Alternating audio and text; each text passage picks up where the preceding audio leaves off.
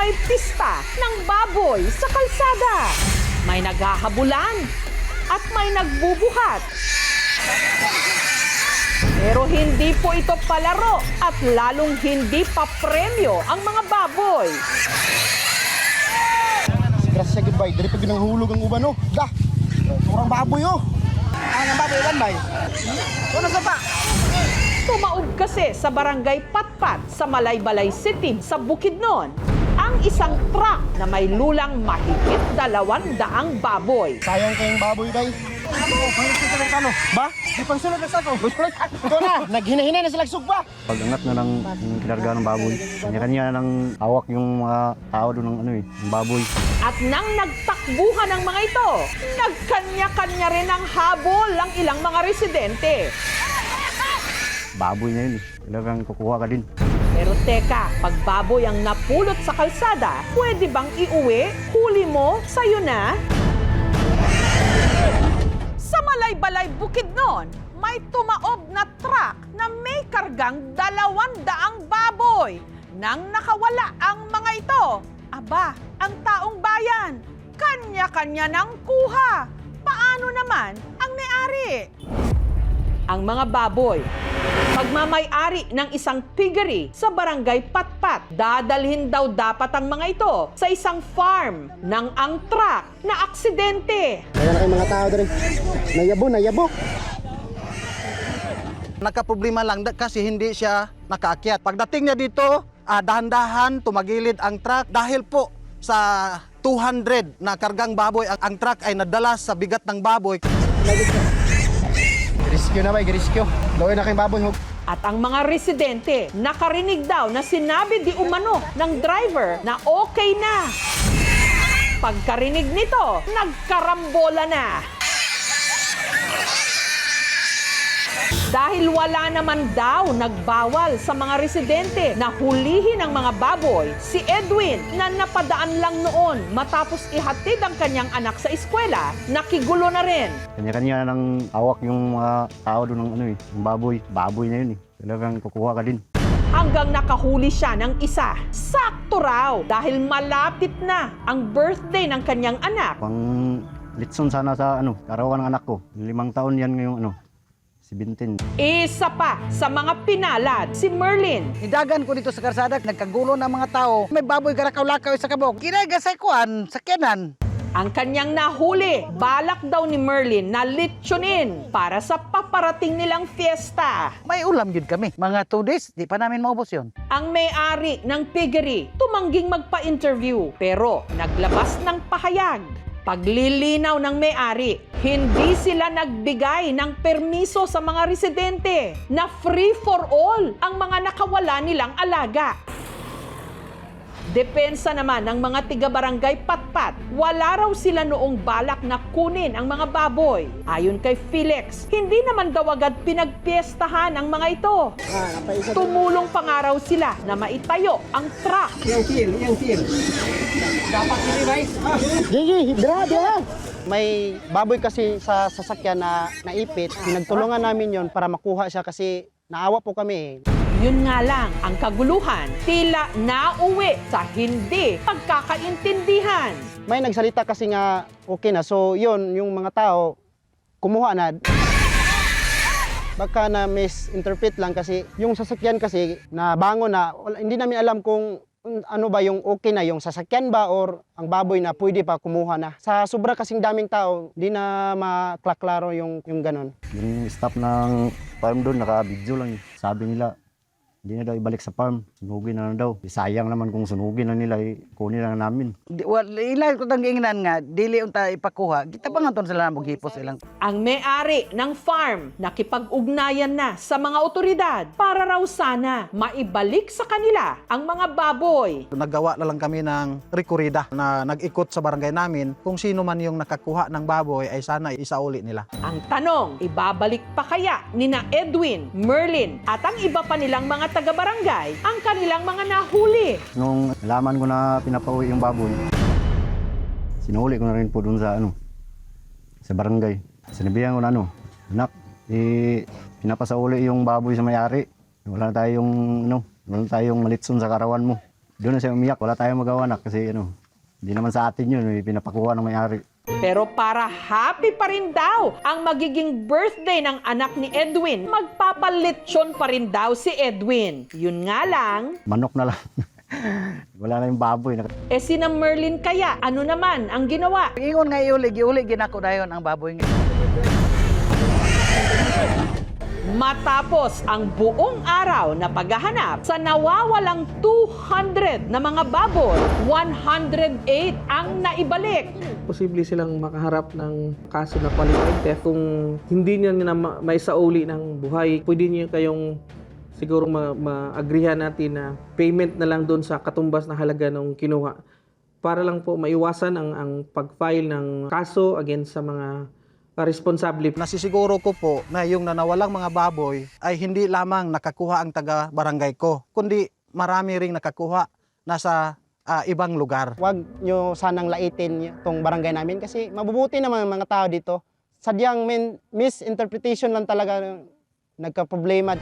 Giit ng mga tiga-barangay Patpat, hindi rin naman daw nila intensyon na basta na lang nakawin o kunin ang mga baboy. Sayang yung baboy guys. At ang hangad daw nila, ang kanilang mga pangalan hindi masira o mababoy. Sikat na linya mula sa pelikulang Spider-Man. With great power comes great responsibility.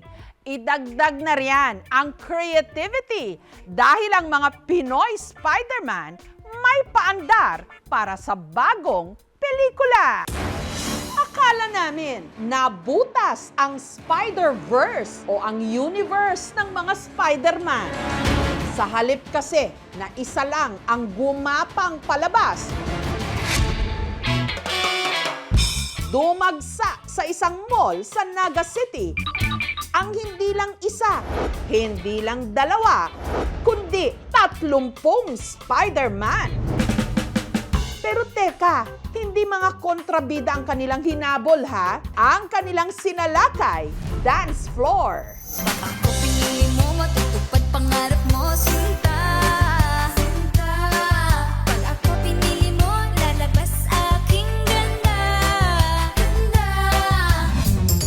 May nagpabida sa indak, may humataw sa giling, at ang isang ito mula web slinging, biglang nag-split. Mapapaulala.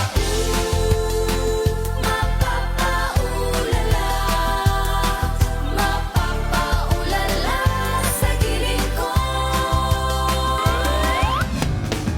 Pero sino ang lalaking nasa likod ng maskara na imbes na magbuga ng sapot ang ikinalat good vibes?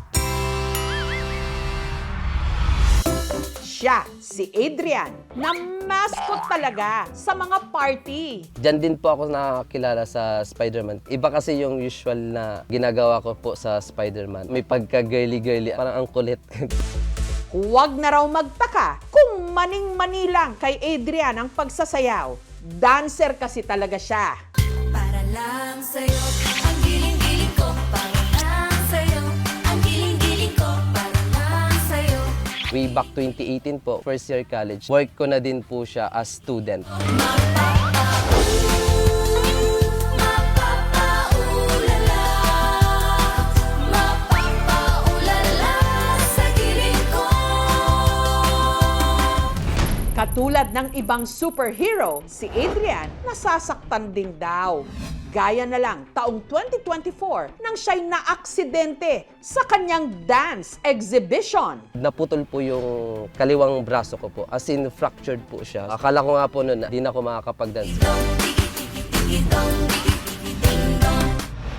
Ang pananakop ng mahigit 30 Spider-Man sa mall, pakanaraw talaga ng leader nilang si JP, na dati namang mascot nina Bumblebee at Optimus Prime ng Transformers. Kinuha po kami for Spider-Man premiere to approach some moviegoers. Ang challenge kay JP, paano makakalap ng 30 Spider-Man cosplayer sa loob lang ng 2 linggo? Number one na requirements ko na para makasali ka sa amin is makulit ka lang and very approachable. Actually, most of them are students para at least meron silang mga extra income. Pero ang pinakamahirap daw talagang gawin, ang humanap ng 30 costumes ng iba't ibang bersyon ng Spider-Man. Swerte po nga namin, may mga available na ngayon through online. Yung iba naman po, ginawa din po siya. Ang pinaka-nakakuha raw ng cuteness ni Spider-Man, ang miyembro nilang si Russell. Habang ang pinakabata sa grupo, si Jack. Na-discover ako dun ni boss na magaling pala akong sumayaw. Astigma ng kanilang datingan. Kapag naman tumugtog na ang music, lahat sila bumibigay sa dance floor.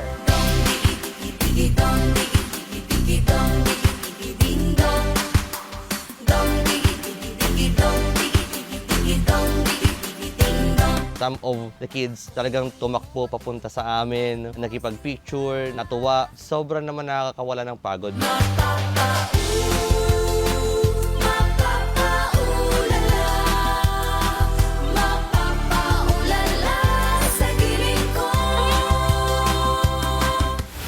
Kung moves lang din ni Spider-Man ang pag-uusapan, uwian na dahil mahirap siyang tapatan.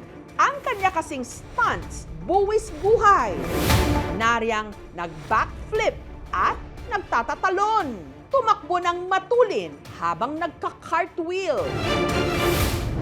Ang Spidey sa video, tiga Caloocan, ang professional parkour coach na si Paul. Si Jackie Chan, he can move into obstacles efficiently na parang walang nakaharang sa kanya. Ganyan yung concept ng parkour. Ginawa ko rin talaga yung mga real-life Spider-Man stunts in the movies.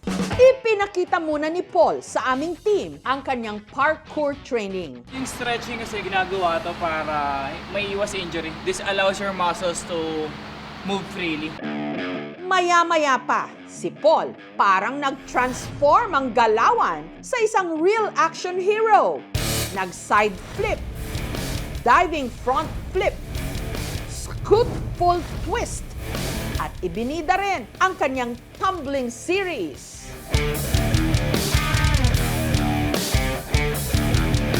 At ang kanyang finale move, ang tinatawag niyang gainer layout. Bata pa lang daw si Paul, hilig na niyang gayahin si Spider-Man. Nabigla ako sa sarili ko kasi nakita ko lang sa movie, ginaya ko sa bahay, and then nagawa ko. Na-involved na ako ngayon sa isang community, which is yung Parkour Philippines. Doon kami ginagamit before as stunt doubles. Uy, pwede palang maging work din to. Bukod sa trabaho, passion daw talaga ni Paul ang pagpa-parkour. Taong 2024, gumawa pa nga siya ng makapigil hiningang stunts sa Maynila. Buwis buhay siyang naglambitin patiwarik sa tulay, umakyat sa mga pader at poste ng ilaw, tumalon galing sa bubong ng sasakyan, at walang takot na tumakbo at naglambitin sa gilid ng Binondo Bridge. Paalala lang, huwag na huwag siyang gagayahin. Mga profesional lang ang gumagawa nito. Sabi nga ni Spider-Man, with great power comes great responsibility. I have to be very careful, maka-inspire siya ng mga kids. Safe practice of the sport kasi it can be dangerous for others na sumubok na to na hindi nila alam yung gagawin nila. Ang inspirasyon din kasi ni Paul, ang kanyang real-life MJ, si Karen. Pag ako minahal, uulan ng bulaklak. Pag ako pinili mo, puso ko'y parang sa'yo. Siya yung real life Spider-Man pa talaga. Sinasabi ko lang sa kanya palagi na lagi siyang mag-iingat. Pag mataas yung risk, huwag niyang gagawin kasi delikado eh.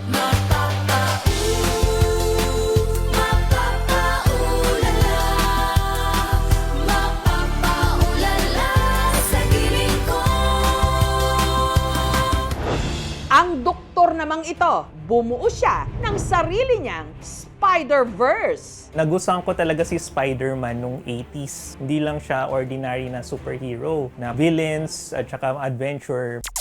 ang Spider-Man collection na naipon niya sa loob ng 35 taon narito sa kanyang kwarto. At para hindi ito masira, inilagay niya ang kanyang mga Spider-Man collectible sa estante. Ito yung mga comics niya, meron yung mga books sa taas.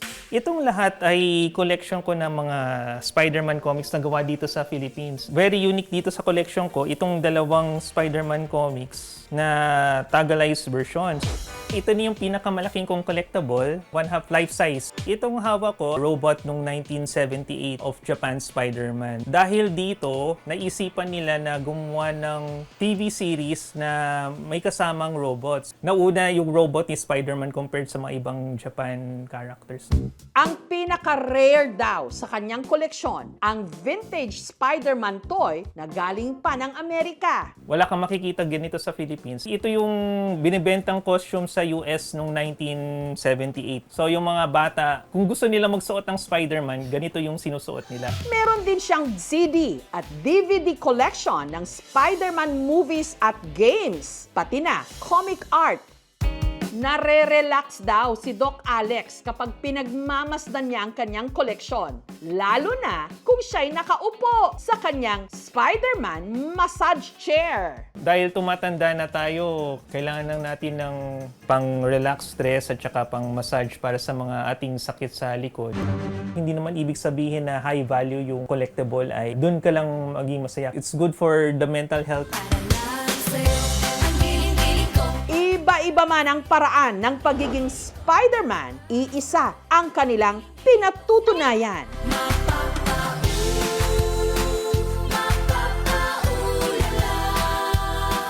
Ang pagiging bayani, hindi nasusukat sa taas ng talon, dami ng koleksyon o ganda ng costume, kundi sa saya at inspirasyong naiiwan kapag wala na ang kanilang maskara.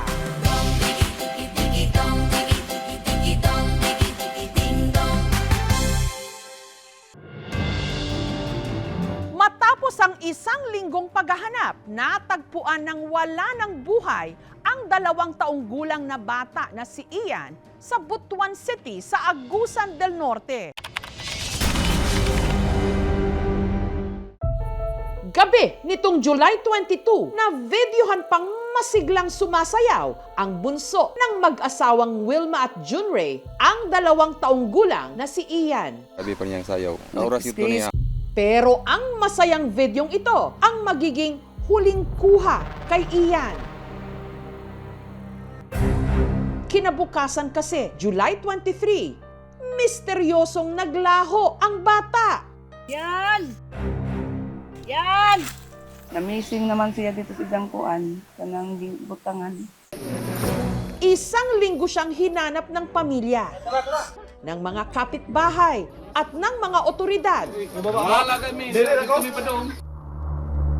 Hanggang sa isang masangsang na amoy ang umalingasaw mula sa isang liblib na sagingan. Doon na natagpuan si Baby Ian. Wala nang buhay, hindi na makilala at halos bungo na lang ang mukha. Dahil naman yung naong kay, ano mo kayang naong, hinalos makita ba yung naong niya? Nagyan ako makayag dili mo.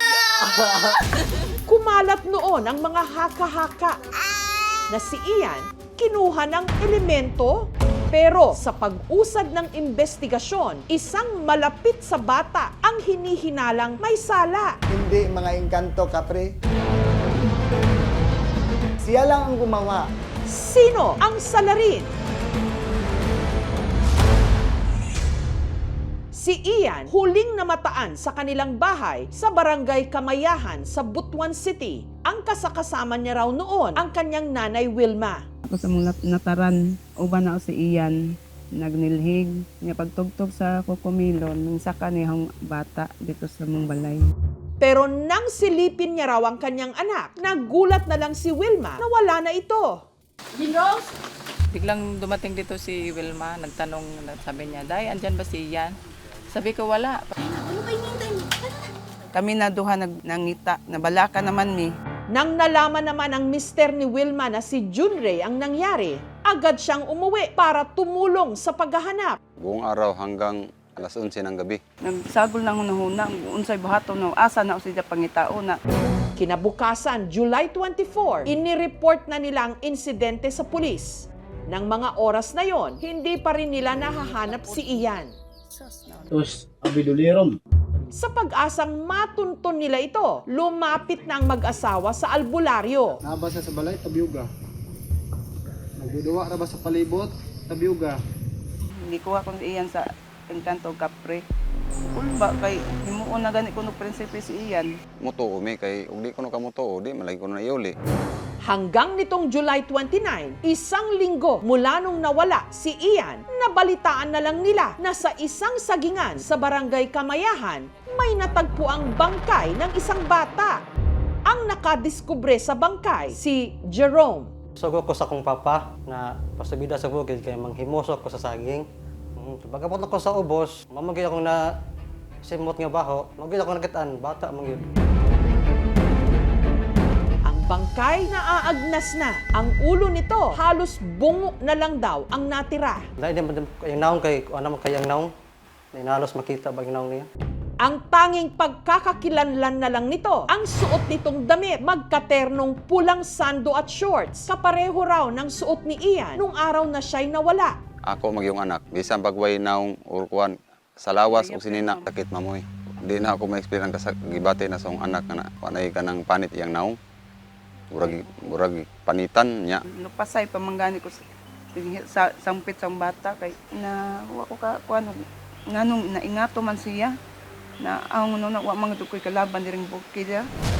Ang daan patungo sa sagingan, malubak at napakasukal. Ano mga reported na may malalaking hayop or wild animals na dumadaan, ma'am? Hindi kami maniniwala na yung bata talaga ang pumunta doon. May tao talaga na nagdala doon. Kung sabihin natin na person of interest, unang-una na paghihinalaan natin yung nanay kasi siya naman talaga yung pinakahuling tao na nakasama ng bata. Pero kung ang kabarangay nilang si Ruben ang tatanungin, malaki raw ang posibilidad na ang kutob ng mga otoridad totoo.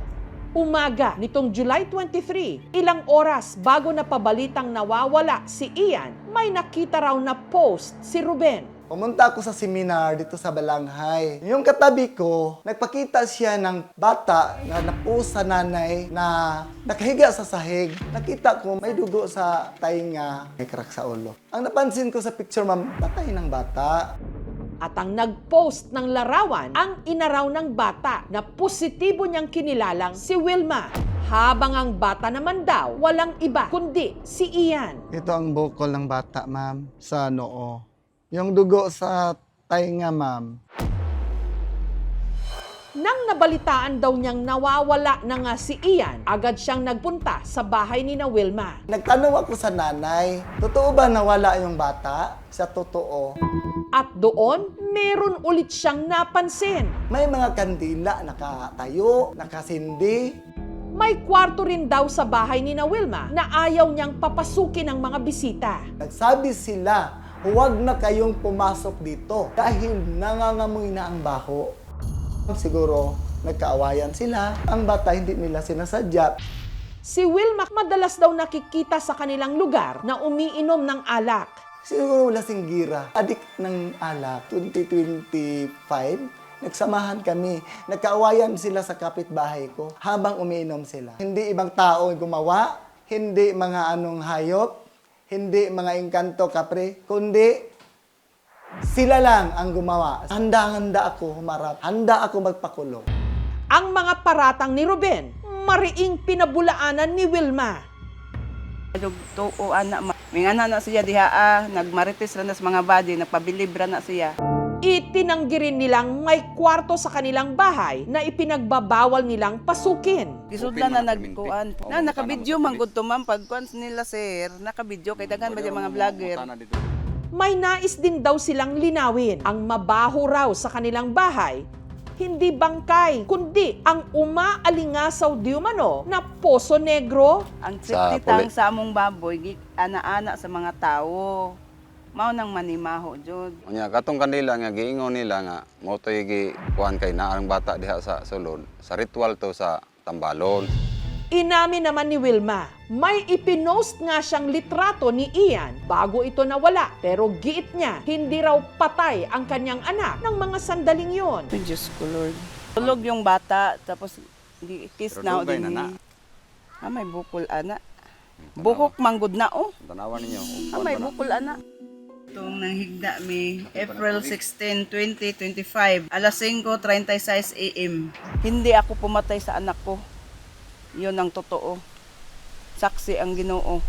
Wa ako'y buhat na dautan. Nung na-interview namin yung kapatid ng bata, hindi naman daw mananakit yung nanay pag magalit.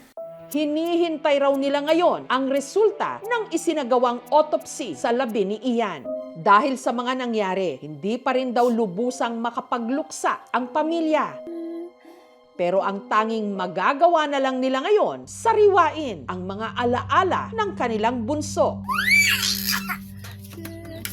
Ipahimuan pa gani na si Dag Jersey, ma'am. Wa na niya masuot. Ang number 6 na gani siya na diha gihatod. Wa na di na niya masuot kay naguna naman siya. Maglambing. Ja mukis nimo. Mara man taon to imong kalipay.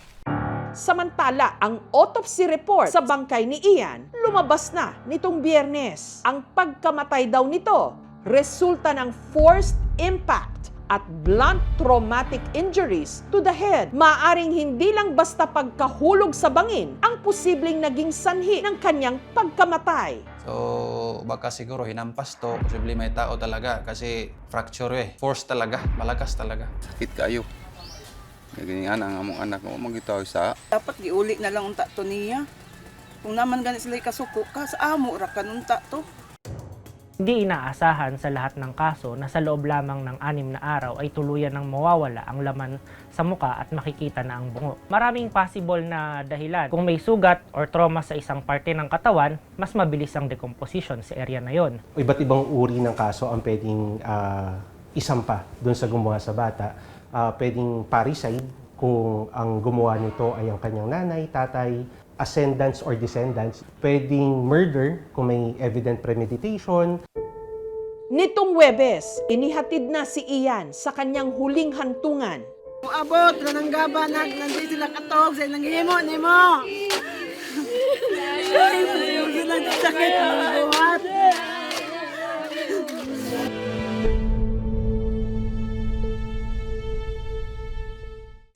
Hala, hindi kaayo. Sa pagkamatay ni Ian, maraming hinala ang lumutang. Pero ang hinala, gaano man kalakas, hindi katumbas ng katotohanan. Sa gitna ng nagbabanggaang mga salaysay, tanging ebidensya at masusing investigasyon ang dapat magturo kung sino ang may sala upang hindi tuluyang mailibing kasama ni Ian ang katarungan para sa kanya.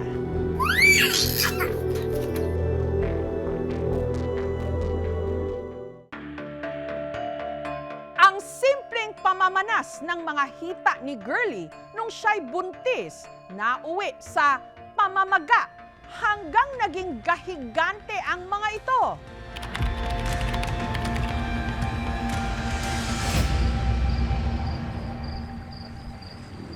Ang 11 anyos na si Gab kailangang gumising ng maaga. Hindi lang para sa kanyang sarili.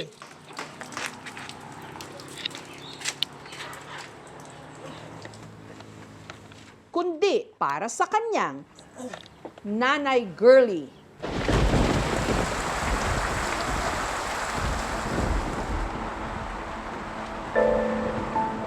Kapag tatayo ang kanyang ina, si Gab ang kanyang tungkod.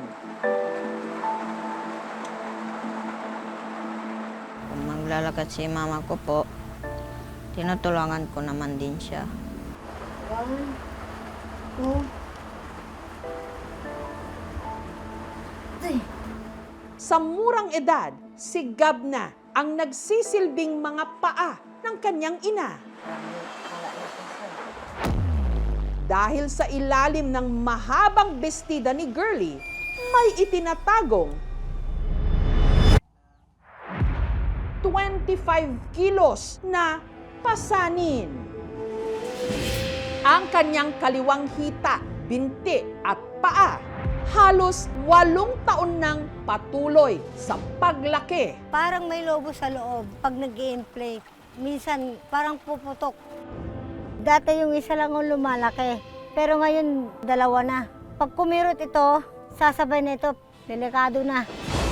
Makakatindig pa kaya muli si Girlie bago tuluyang mapilitan si Gab na isuko ang kanyang pagkabata.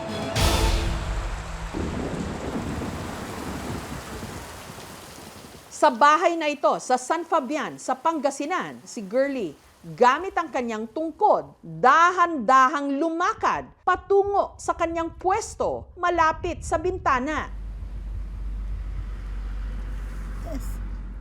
Kunting lakad lang po, hinihingal na po ako.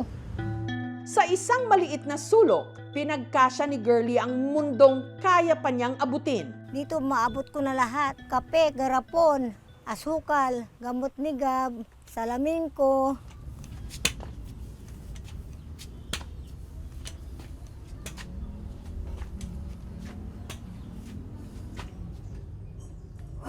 Oh, okay, Lord. Dahil masela ng kanyang kondisyon, laging sinisigurado ni Girlie na malinis ang kanyang mga binti.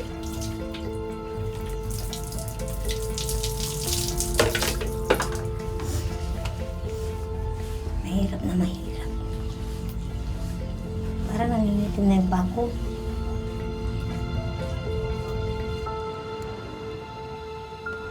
Kahit hirap siyang abutin ang kanyang mga paa, lagi niyang ginugupitan ang kanyang mga kuko.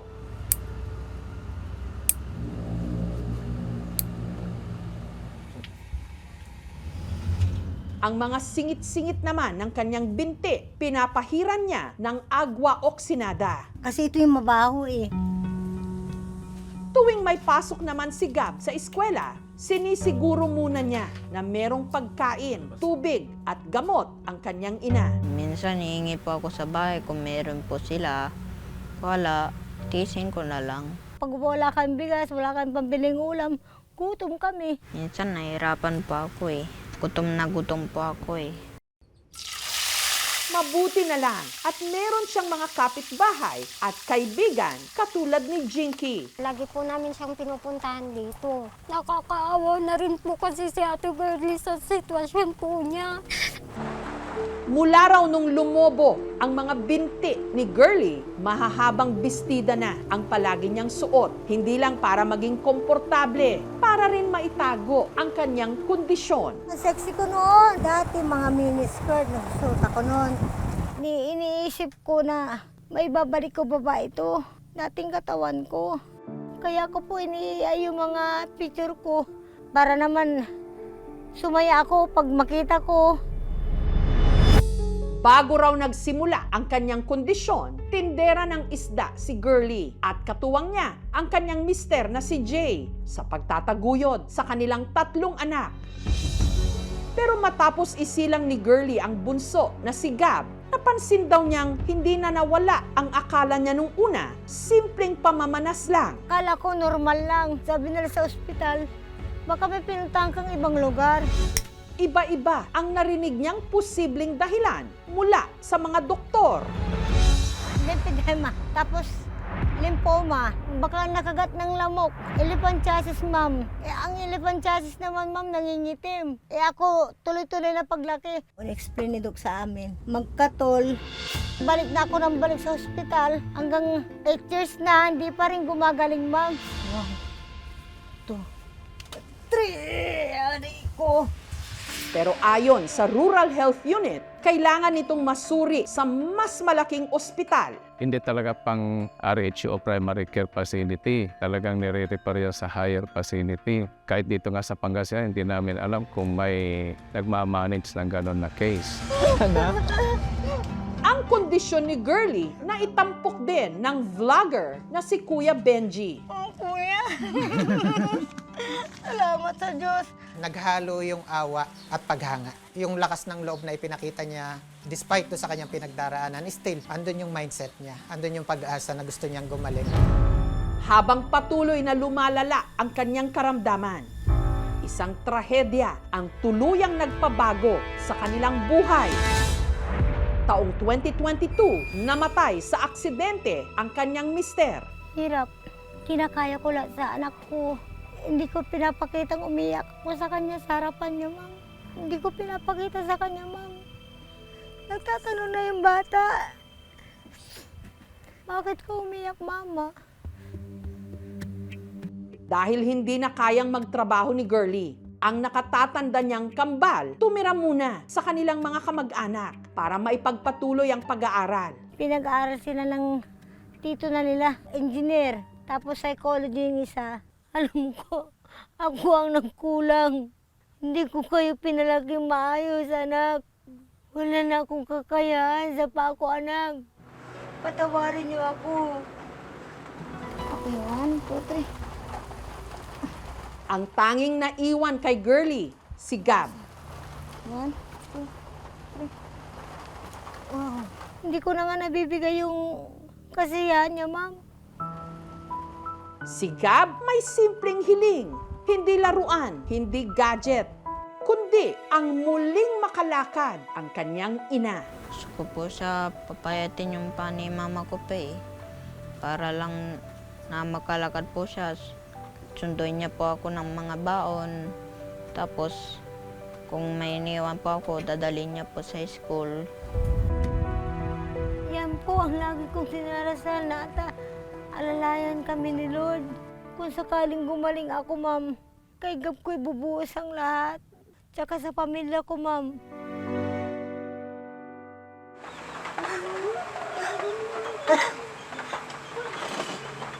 Tumig lang napalakas na ako.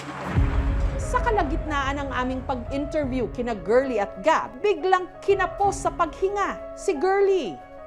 Agad siyang dinalhan ng oxygen ng Rural Health Unit ng San Fabian. High blood ako, tapos mataas ang kolesterol ko, mataas ang creatinine ko. Mukhang ang kailangan ng bantayan, buong kalusugan ni Girlie.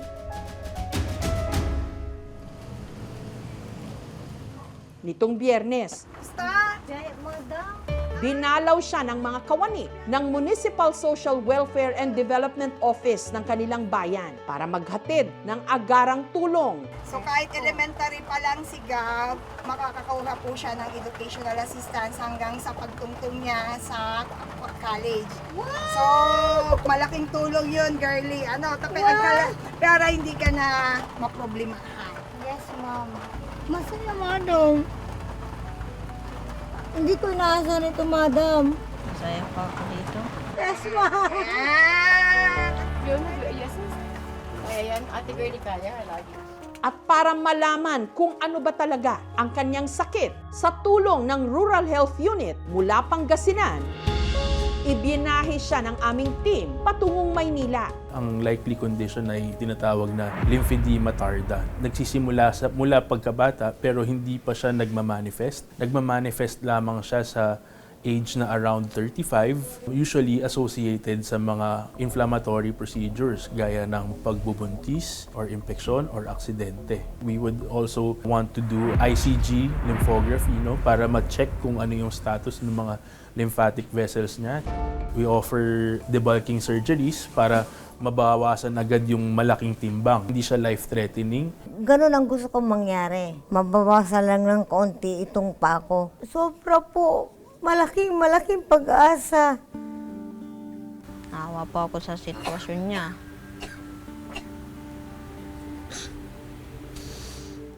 Ma, sana lumayan na po yung paa mo, ma. Para gumaling na. Tulungan niyo na po ako. Parang awa niyo na. Sa loob ng maraming taon, si Gab ang naging mga paa ng kanyang ina. Panalangin ngayon ni Girlie, mabigyan siyang muli ng pagkakataong makatindig para siya naman ang aalalay sa kanyang anak. sa mga hakbang na hindi nito dapat tahakin mag-isa.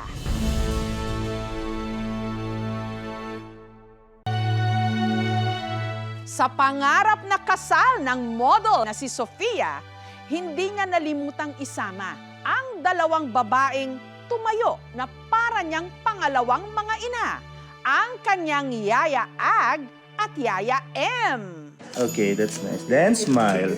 Sa pre-wedding photoshoot pa lang ng bride na si Sofia, I'm gonna cry! bumuhos na ang luha. Hindi lang kasi ang kanyang mommy Kathy ang naging emosyonal, pati ang mga naging katuwang niya sa pagpapalaki kay Sofia. Walang iba kundi ang dalawa nitong yaya, sina Yaya Agnes at Yaya Emma. Sasabihin niyo kay Sofia, Yaya Ag. Sige na. Mabigat daw yan pag-iyak lang. Good luck so. Thank you. Oh my God. Sana masaya ka. Yun din akong pasalita, parang nagpaluwa na ako. Nagkatawa-tawa na kasi hindi yan mapigilan ang iyak niya. When I saw Yaya Ag, I remembered growing up when I was a kid, they were caring for us as their own.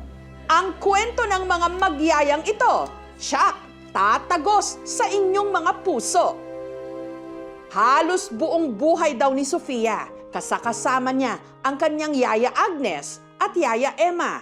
Sila talaga yung umaasikaso sa atin to wake up early and then to make us food. Bago pa raw isilang si Sofia, namamasukan na sa kanilang pamilya si Yaya Agnes na tiga Iloilo. 1996 ako pumasok. Tapos, sabi ng mami niya, huwag ka nang alis na, huwag mo akong iiwan ha. Ako na bantay kay Sofia. Mga 2 years old, makulit nga eh. Hindi naman siya mahirap palagaan. Mahirap lang siya pagpakainin mo yan. Ako magpapaligo, tapos matulog, katabi naman namin. Si Yaya Agnes din daw ang nagturo sa 4 na magkakapatid ng mga gawaing bahay.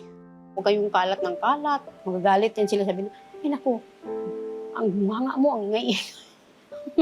Sobrang pasaway po kami when we were kids. So she would always make sure na, we're in line and like we can get everything done and do well. Pero kung meron mang madalas hanapin si Sofia sa kanyang Yaya Agnes, yan ay ang kanyang mga luto. She also makes really good sinigang na baka. That's like one of my favorites. Sina Yaya Agnes, hindi itinuring na iba ng pamilya ni Sofia. Nang pansamantalang araw silang tumira sa Connecticut sa Amerika taong 2002, kasama rin si Yaya Agnes na lumipad pa Amerika. First time sakay sa aeroplano, naisip ko, oh my God, ito na yung airplane, masakay ka na.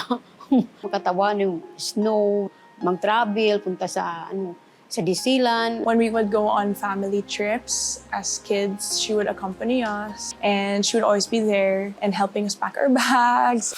Taong 2003 naman, nang namasukan sa pamilya ni na Sofia ang tiga Negros Occidental na si Yaya Emma. Mabilis daw na napalapit ang kanyang loob sa prinsesa ng pamilya. Hindi siya makulit, mabait, tsaka tahimik lang yan. Kung si Yaya Agnes ang reyna ng kusina, si Yaya Emma naman daw ang toka sa paglalaba. If you just say, itong shirt na to, and then 5 minutes later, nandyan na siya.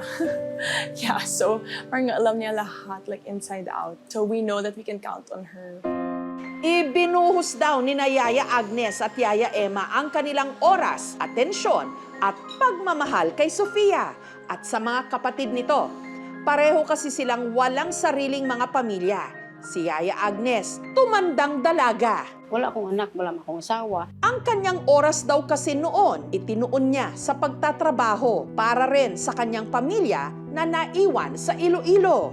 Pagkatulong naman ako sa mga pamangkin ko, tapos sa mga kapatid ko, kung bibigay naman ako. Kaya sumikap para sa kanila. Si Yaya Emma naman, nag-asawa, pero maaga namang nabiyuda.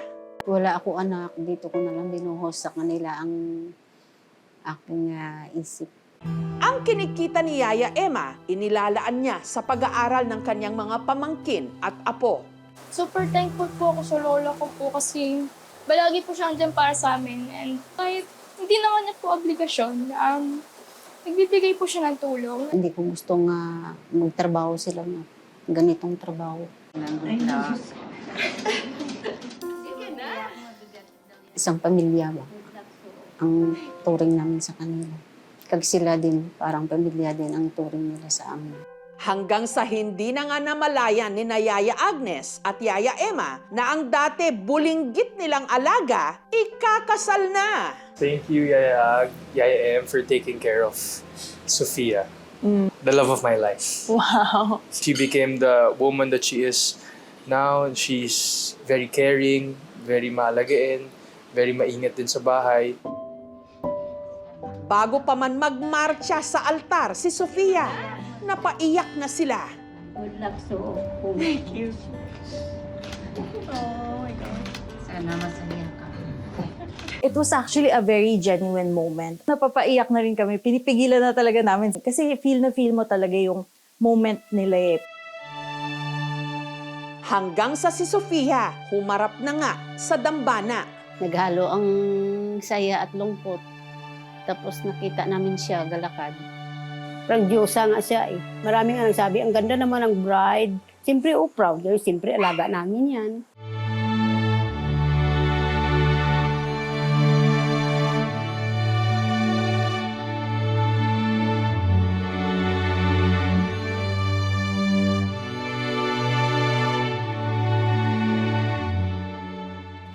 Bago pa ikasal si Sofia, may isa siyang request sa kanyang beloved yayas.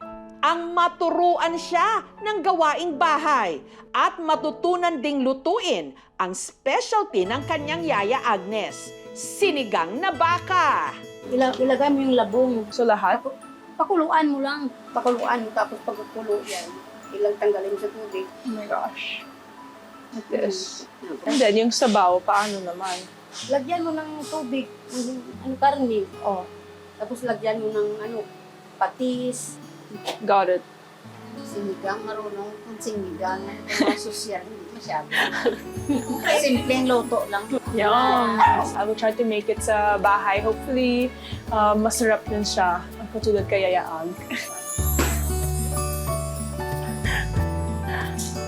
Wow! Ayan, sinigang na labong, Mamita and Ralph. Thank you, Sophia. You're welcome. Thank you, Sophia. Tikman niyo.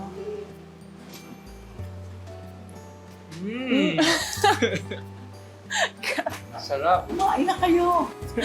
Sakto, maulan-ulan pa naman. Oo Perfect nga. for the weather. Yeah, rainy weather. So good.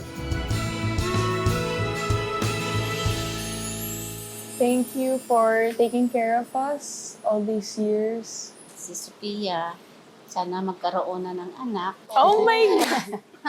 Para may Grabe laruan naman. naman kami nga bagong alagaan. Mahalin niya ang kanyang asawa.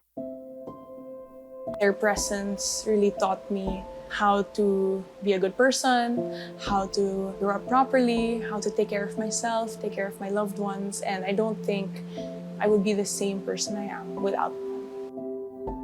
They won't be around forever. So, to have them around, especially like when I have kids, like I know I'll remind them that I had these angels growing up.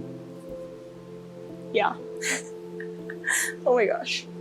Ganun ko sila kamahal. Sa pagbuo ni Sofia ng sarili niyang tahanan, baon niya ang pagmamahal ng tatlong mga babaeng humubog sa kanya, ang kanyang ina at ang dalawa pang inang piniling alagaan at mahalin siya na parang sariling anak. Sana masaya ka.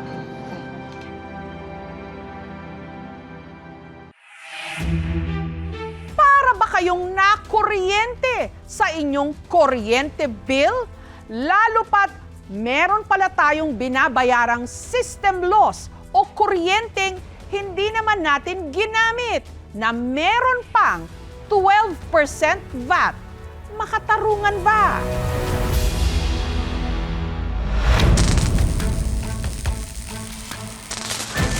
Nakuryente ang bulsa ng virtual assistant mula Tarlac na si Trixie nang ang karaniwan niyang bill sa kuryente na nasa 5,000 pesos nitong Hulyo naging 1 million pesos. Nagulat po talaga akong sobra. Sabi ko po sa partner ko, sa tingin nyo ba kukonsumo tayo ng ganito kalaking bill? 1 million? Sa isip-isip ko kung meron pa akong mas malalang sakit, baka po inatake ako sa puso, lalo na nakita kong ganun kalaki yung amount ng bill ko. Paano raw nangyari yon? Gayong isang computer, 2 laptop, aircon, maliit na refrigerator, at mga cellphone lang ang karaniwan nilang ginagamit. Hindi naman po ito kumukonsumo ng malaki. Mahirap po sa end ko na nagtratry magpababa ng kuryente dahil nga po sa nararanasan natin na pagtaas or krisis sa kuryente at sa mga gastusin. Agad itong inireklamo ni Trixie sa Tarlac Electric Cooperative o Tarelco. Umamin po ang nag-grid ng metro namin na mali po sa end nila. Human error daw ang nangyari. Ang kanilang bill, hindi 1 million pesos, kundi 5,700 pesos lang. Ang pamunuan at hunta direktiba ng Tarlac 1 Electric Cooperative Incorporated ay taos-pusong humihingi ng paumanhin kagnay ng naiulat na insidente ng maling meter reading na nagresulta sa hindi tamang billing. Bilang agarang aksyon, agad na nakipag-ugnayan ang aming mga kinatawan upang maitama ang account at matiyak na ang tama at aktwal na konsumo lamang ang sinisingil. Pero kung ang 1 million pesos na singil ay pagkakamali lang, may isa pang singil sa ating electric bill na hindi pagkakamali. Legal itong ipinapasa buwan-buwan sa ating mga consumer. Kahit para ito sa kuryenteng hindi naman natin ginamit. Ang tawag dito, system loss. Pero paano ba nawawala ang kuryente? At bakit tayong mga consumer ang kailangang magbayad nito? Bago makarating sa ating bahay ang kuryente, dumaraan muna ito sa 3 proseso.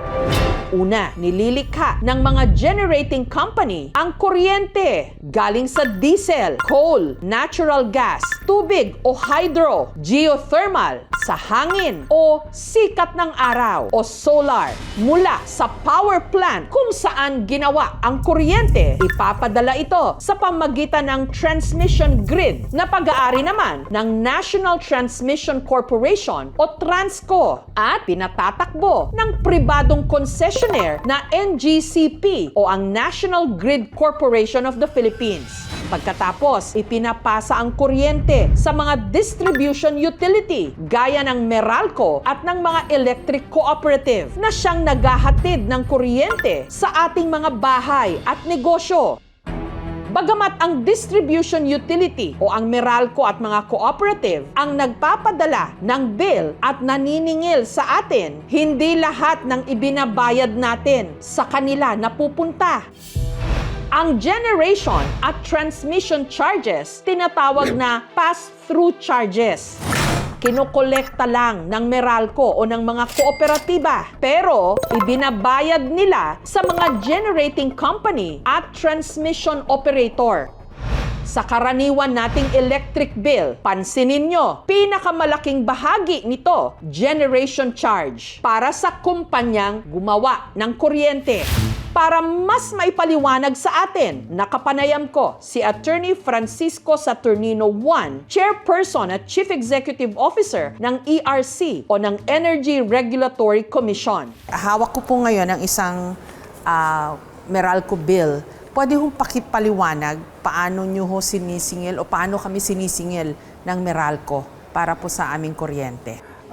Meron tayong generation, transmission, system loss, distribution, senior citizen, government taxes, universal charges, Fit-All, JEA-All, Lifeline. Kung makikita natin yung ating electricity bill, napakaraming singil dyan ng nakapaloob. Ito ang mga bumubuo noong gastos sa pagsusupply ng kuryente sa ating mga consumers. Kasama dito yung gastos ng paglikha ng kuryente. Kasi wala naman papadala sa ating kuryente kung hindi muna siya lilikhain. Bukod sa generation, transmission at distribution charges, makikita rin sa ating mga bill ng kuryente ang iba pang government-mandated costs na kasama sa binabayaran natin buwan-buwan. Kabilang dyan ang lifeline subsidy, senior citizen subsidy, renewable charges, universal charges, gaya ng missionary electrification at environmental charge. Makikita natin yung ating electricity bill, napakaraming singil dyan ng nakapaloob. Ito ang mga bumubuo nung gastos sa pagsusupply ng kuryente sa ating mga consumers, sa mga kabahayan o sa mga business establishments. So pag sinabi natin ito yung bumubuo dun sa gastos, kasama dito yung gastos ng paglikha ng kuryente. Kasi wala naman maipapadala sa ating kuryente kung hindi muna siya lilikhain. Habang dumadaloy daw ang kuryente sa mga linya at transformer, may bahagi nito na nawawala o hindi na nakakarating sa dulo. Ang tawag dito, technical system loss. May isang klase pa ng system loss, yung non-technical na sanhi ng nananakaw na mga kuryente, katulad ng sa mga illegal connection, jumper, at meter tampering. Ang explanation po yata ni Manny Pangilinan, may pinasok ang kuryente from one end, paglabas niya, bawas na yon. Yung nawala, yun yung system loss. Tama po, Attorney. Tama po. Yung pagkawala kasi ay natural. Yung hindi mo talaga mapigilan, maiwasan. In the same way, sa kuryente, yung dissipation of heat. Kapag yung kuryente ay dumaloy sa linya, hindi mo mapipigilan yan. Para mas madaling maintindihan, isipin nating umorder tayo ng 100 mga itlog. Pero pagdating sa ating bahay o negosyo, may ilang nabasag sa biyahe. At kahit hindi naman natin napakinabangan ang mga nabasag na, kasama pa rin yan sa kailangan nating bayaran. Kung hindi raw kasi tayo ang magbabayad nito, sino? Kasi on the part of the consumer po, ang laging tanong dyan, bakit kami magbabayad para sa kuryente na hindi naman napunta sa bahay namin o sa negosyo namin? Kasi nawala nga ho eh. Kung ikaw yung negosyante, hindi naman pepresyohan mo yung iyong produkto kung magkano mo ito nakuha na alam mo, knowing na mayroong nawawala in the process of safekeeping and delivering. Pagdating sa system loss, ganun din naman. Pwede naman siya talagang ipasok na lang sa generation. For more transparency, inihiwalay yan ng komisyon noon. Yun naman kasi talaga yung cost per kilowatt hour nung kuryenteng na-i-deliver sa end user. Ang bill sa kuryente ng mag-asawang Dennis at Christine nasa 1,000 hanggang 1,300 pesos kada buwan mula raw nung Enero hanggang nitong Mayo. Pero bigla raw itong pumalo ng halos 8,000 pesos nitong Hunyo at Hulyo. Hindi ko po mawawari kung ano pong gagawin talaga namin. Kasi nga po, kung kumikita ho kami ng 1-2 lang isang araw, i-divide mo po yun, ikakaltas mo po yun. Iniisip namin kung paano kami makakasurvive. Papatong na yung utang namin kung utang na naman kami. Hindi pa pwedeng hindi kami maghanap buhay. Dahil unang-una, ang mga anak ko nag-aaral, mga bata pa. Yung binayad namin dito is grabe no lang, laki ng dinagdag. 7,927.18. Tapos ang system loss niya is 433.17. Maliit para sa iba, pero malaki na para sa pamilyang kapos ang budget. Sana mapagtuunan palalo ng pansin yun, yung system loss na yan. Sana lang mawala na. Kasi kahit pa sabihin 500, 400, malaking bagay na yun para sa mga kagaya namin. Hindi lang sina Dennis at Christine ang nabigla sa biglaang paglobo ng kanilang electric bill. Pati na ang tiga Cavite na si John na dati raw 3,000 pesos ang kanyang binabayaran kada buwan. Pero biglang pumalo ito ng 25,000 pesos. Kasi ang weird na bilang aangat ng 25,000, wala naman po kaming dinagdag na mga gamit sa bahay. So yung pera ko po dun sa scholarship, yung pinang-abono ko. 9 na bahay o kwarto ang nakakabit sa kanilang pangunahing metro at gumagamit sila ng mga sub-meter para hatiin ang konsumo. Giit ni John, minomonitor nila ang paggamit ng kuryente at wala silang jumper o illegal na koneksyon at hindi rin nila tinamper ang kanilang metro. Yung sinasaksakan po namin ng kuryente dito, yung bumbilya, yung ito po, electric pan, tapos washing, tapos nandito pa sa loob yung ref. Balikan po natin itong 25,000. Ang total ng system loss po ay 1,302. Opo, malaki po, pero dapat hindi na po natin sagot yung system loss na yun kasi hindi naman po tayo nag-consume. Isa sa mga nababanggit na dahilan kung bakit mas mataas ngayon ang ating mga bill sa kuryente dahil tumaas din ang generation charge. Bunsod ng giyera sa pagitan ng Amerika at Iran, tumaas kasi ang presyo ng diesel, lalo't pahirapan ang pagdaloy ng komersyo sa Persian Gulf at sa Strait of Hormuz dahil sa giyera. Sa kaso ni John, ayon sa Meralco, wala silang nakitang billing error. Hindi rin daw system loss ang dahilan kung bakit biglang lumaki ang kanilang bill. Nagsagawa rin kami ng meter testing at inspection kung saan napag-alaman na heavily grounded yung kanyang load side wire. So it is apparent na yung mismong wiring sa loob ng bahay niya mukhang may problema na hindi pwedeng galawin ng Meralco dahil nandun lang po kami sa metering point. Ito yung dahilan kaya tumaas yung kanyang konsumo na naka-apekto naman sa kanyang total electricity cost sa bill niya. No? Lumalabas din sa verification namin na tama naman yung kanyang meter reading bill sa kuryente. Yung papa ko po, ngayon lang siya nag-maintenance. Hindi niya magawa kasi nga parang limited din lang yung budget namin para lang sa pangkain doon. Nakaka-depress. Ganyan. Kasi nga, hindi mo na alam kung saan ka kukuha ng pang-bayad sa ganun.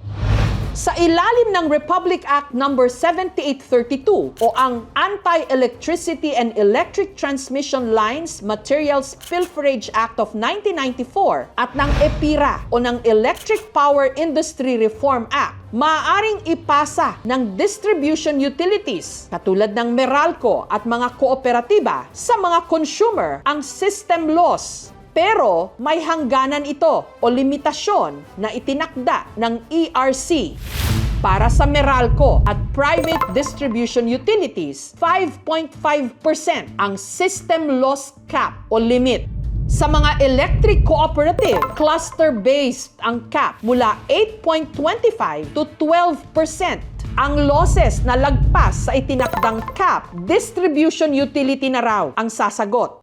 Problema ho ba yung non-technical systems loss? Kung ang aktual na performance, sabihin natin ng Meralco ay nasa 4.5 na, mayroong mga 1% nanggagaling pa rin sa pilferage. Kung ang kabuang performance nila ay nasa ilalim pa rin sila ng 5.5, nakokolekta nila yung system loss cost na katumbas ng mga ninakaw na yan. Pero ang regulasyon naman natin is hindi pa rin kayo dapat tumitigil doon sa inyong panguhuli. At kung meron silang makolekta, ito yung mga recoveries nila, pilferage recoveries, kakailanganin ibalik nyo rin yan sa inyong mga customers in terms of lower generation charges. So, strictly speaking, Attorney Juan, yung pong system loss, is that considered capital loss or capital expense? Ang negosyo lang talaga ng distribution utility ay yung mag-distribute. Kaya lang, dahil yung losses na gaganap doon sa pagdidistribute niya, kailangan na magkaroon din ng programa ang distribution utilities na ayusin yung pagpapadaloy ng kuryente sa linya niya. At kakailanganin din siyang magtayo ng mga pasilidad o kaya magsagawa ng capital expenditure projects nang sa ganon ay ma-address niya yung kanyang system loss, mapababa ito. Hindi naman kasalanan ng consumer kung bakit nagkaroon ng systems loss. We demand for the immediate amendment of the EPIRA. Sa kanyang State of the Nation o SONA kamakailan, si Pangulong Bongbong Marcos mismo ang humiling sa Kongreso na amyendahan daw agad ang EPIRA para hindi na ipasa sa mga consumer ang system loss. Kaya ho ba, sabi ni President Marcos sa kanyang SONA, i-repeal na yung EPIRA na yan. That segregated ito pong mga items. Siyempre ngayon, ito yung pinag-uusapan sa Kongreso dahil nagkaroon ng deklarasyon, policy directive ang Presidente. Agad ito inalmahan ni Manny Pangilinan, Chairman at CEO ng Meralco. Heto pa ang isang masaklap, ang system loss. Meron pang 12% VAT na atin ding binabayaran. Hindi na nga natin nagamit ang kuryente. Meron pa itong tax o VAT. Bakit ganon? Matapos ang SONA speech ng Pangulo, agad nagsagawa ng magkahiwalay na hearing ang Senado at ang Kongreso. Nagsasagawa na ng hearing ang Kongreso tungkol sa system loss.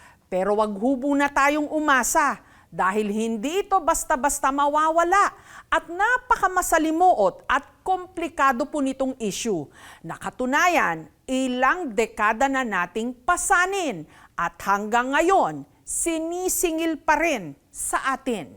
Dumalo sa hearing si Engineer Ronnie Aperocho ng Meralco. Ano ang masasabi nyo dito sa issue ng system loss na parang Meralco ang nagiging mukha ng system loss na dapat masisi? Siguro dahil kami yung pinakamalaki. We serve a critical franchise area like Metro Manila. But basically, this is an industry-wide issue. In our case, we have been way below the cap already. Ayon sa Meralco, pasok sa cap ng ERC ang kabuuang technical system loss nila at maliit na porsyento lang ang kanilang non-technical system loss. Ginagawa raw nila ang lahat para mapababa ito, para mas mababa rin ang ipapasang system loss sa mga consumer. Less than 1% ho yung aming non-tech eh. Kahit na less than 1%, tuloy-tuloy pa rin ho yung aming kampanya. In fact, meron kaming mga tauhan na 24/7 umiikot para na manghuli. So in terms of efficiency, you're good.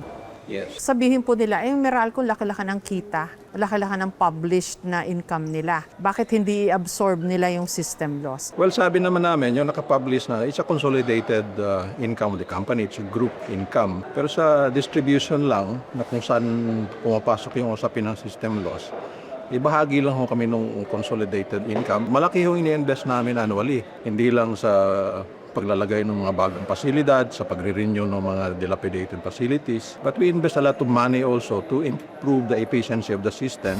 Ang problema, ayon mismo sa ERC, nasa mga electric cooperative na mataas ang kanilang system loss, technical man o non-technical pa. On the part of consumers, Attorney Juan, kasi syempre yun ho ang sentimento namin, di ba? Ba't kami nagbabayad ng kuryente na hindi naman nakakarating sa bahay pala namin? Bakit ko babayaran? What's the best way for consumers to appreciate itong ganito pong issue ngayon? Ang dahilan talaga ng ating mga matataas na system loss ay yung inefficiencies na rin ng ilang mga distribution utilities natin. Kailangan talaga ay siguruhin natin na yung ating mga distribution utilities ay magiging episyente. Kasama nga dito yung kanilang pagsasagawa ng mga modernisasyon ng kanilang distribution system. Ngayon may mga available na mga teknolohiya tulad ng mga smart meters, yung advanced metering infrastructure. Isang nakikita namin, though it requires CAPEX investment, ito ngang smart metering program. Karamihan kasi ng mga non-tech losses nandun sa metro eh. Tinatamper yung metro. Yung iba naman, wala talagang metro. Ang nagda-drive nun, yung amount of losses times the amount of power, yung electricity. So dahil tumaas yung singilin ngayon sa kuryente, so tumataas yung multiplier. Import-oriented kasi yung power industry natin in terms of fuel. We import coal, we import natural gas. But somehow naka-benchmark din to sa mga oil prices. Tapos binabayaran natin dollar. Pati yung system loss may VAT? Lumalabas kasi ganyan ngayon. At yun ang yata ang gusto nilang gawin, ay tanggalin na lang yung VAT sa system Kasi loss. may VAT na ho yung electric bill mismo, di ho ba? May VAT pa rin pala ho yung system loss? Base sa paliwanag kanina, ano na yan, usapin na yan ng accounting saka internal revenue. Sino ho dapat sumasagot doon, ERC? ERC, Finance, BIR. Ang legal basis po natin dito is Section 105 of the National Internal Revenue Code. which states that general rule po, any person who sells or renders services is subject to VAT. Mayroong VAT pa na nasisingil sa system loss charge kasi ito ay kinukonsidera ng ating Department of Finance at ng BIR na parte doon sa taxable base. Pwede bang tanggalin na lang nila yung mga system na yan? Ang binabayaran namin yung tamang kuryente namin. Bakit babayaran pa namin yung hindi namin ginagamit? Kasi it's unfair for the poor Filipino people na kailangan ng gobyerno natin may gawin. Matagal nang nananawagan ang grupong kuryente.org ng pagbabago sa sistema ng paniningil ng kuryente. Yun dapat na baguhin para baguhin din natin siyempre yung pinakamatagal na problema na natin para masolusyonan. Yun yung mataas na presyo ng kuryente. Ang isa sa susi doon para mabawasan yun, yung presyo ng kuryente, babalikan talaga natin yung batas. Giit ng grupo, hindi dapat ipinapasa sa mga consumer ang system loss dahil hindi naman yun ginamit. Hindi rin daw sapat anila na alisin lang ang 12% VAT sa system loss. So kung yung mga ninanakaw, tingin ko pwedeng dapat ang sumagot na ron, mga negosyante o yung mga DUs. Negosyo nila yan, bantayan nila, para part ng management nila. So para ma-ensure nila na mag-income sila. Yun ba ay parte nung charges talaga na dapat na singilin sa atin? Pero ang kailangan po namin, immediate relief. Kasi Isinusulong din ng kuryente.org ang pag-amyenda sa EPIRA para bawal nang ipasa sa mga consumer ang system loss at mas mahigpit ding bubusisiin ang pass-through charges at iba pang gastos na ipinapasa rin sa mga consumer. Ang issue talaga dito ay yung bakit mahal ang kuryente. Sa ASEAN, 10 countries, lahat sila sinasubsidize electricity except Singapore and Philippines. Tayo nagtatax, sila hindi din nagtatax. So nagkaroon lalo ng dalawang gap. At mababa talaga ang electricity supply natin. Pag magtumingin ang gobyerno bakit mahal ang kuryente, dapat yung finger niya hindi lang tuturo, ba't nakaturo din sa sarili nila. Kasi part sila ng problema, both national and local governments.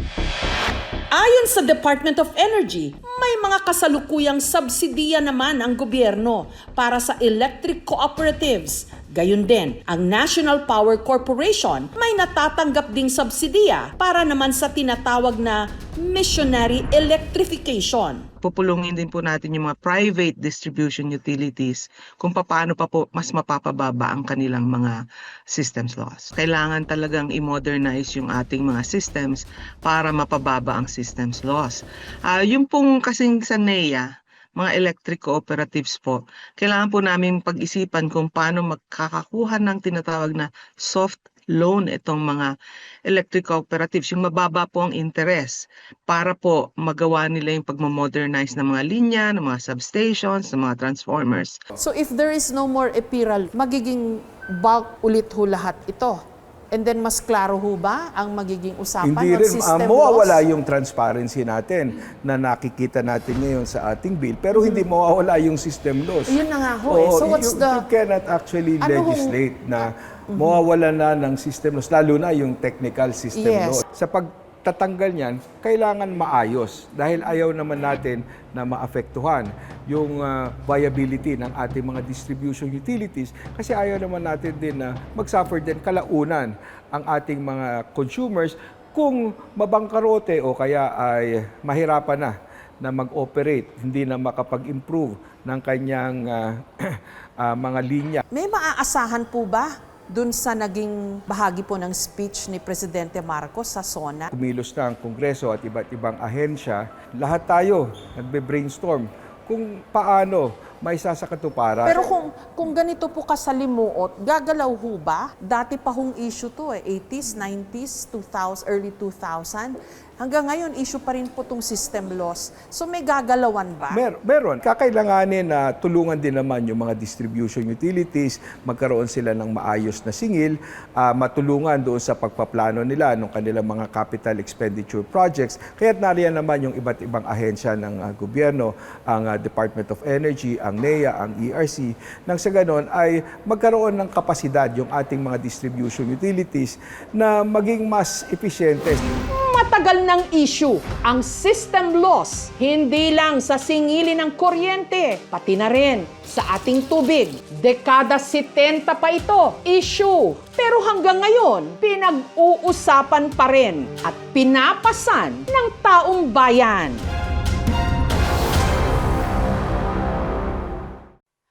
Thank you for watching, mga kapuso. Kung nagustuhan niyo po ang videong ito, subscribe na sa GMA Public Affairs YouTube channel.